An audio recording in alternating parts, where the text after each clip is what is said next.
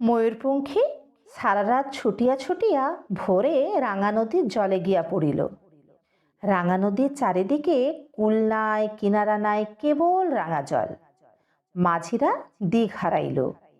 পাঁচ ময়ূরপঙ্খী ঘুরিতে ঘুরিতে সমুদ্রে গিয়া পড়িল। রাজপুত্র, মাল্লা মাঝি সকলে হাহাকার করিয়া উঠিল। 7 দিন 7 রাত্রি ধরিয়া ময়ূরপঙ্খীগুলি সমুদ্রের মধ্যে আছাড়ি পিছাড়ি করিল। শেষে নৌকা আর থাকে না, সব যায় যায়। রাজপুত্রেরা বলিলেন, হায় ভাই, বুদ্ধু ভাই থাকিলে আজি এখন রক্ষা করিত। হায় ভাই, ভুতুম ভাই থাকিলে এখন রক্ষা করিত।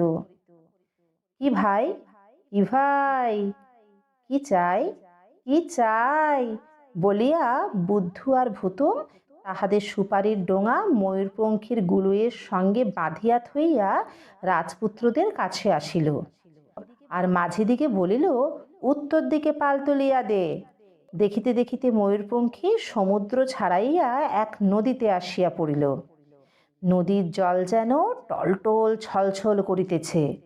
দুই পাড়ে আম কাঁঠালের হাজার গাছ। রাজপুত্রেরা সকলে পেট ভরিয়া আম কাঁঠাল খাইয়া সুস্থির হইলেন। তখন রাজপুত্রেরা বলিলেন, ময়ূরপঙ্খীতে বানর আর পেঁচা কেন রে? এ দুইটাকে জলে ফেলিয়া দে। মাঝিরা বুদ্ধু আর ভুতুমকে জলে ফেলিয়া দিল।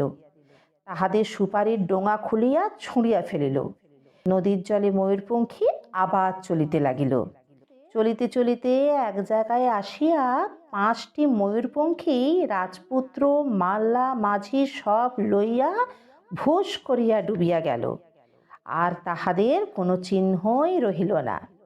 কতক্ষণ পর বুদ্ধু আর ভুতুমের ডোঙা সেইখানে আসিল। বুদ্ধু বলিল, দাদা।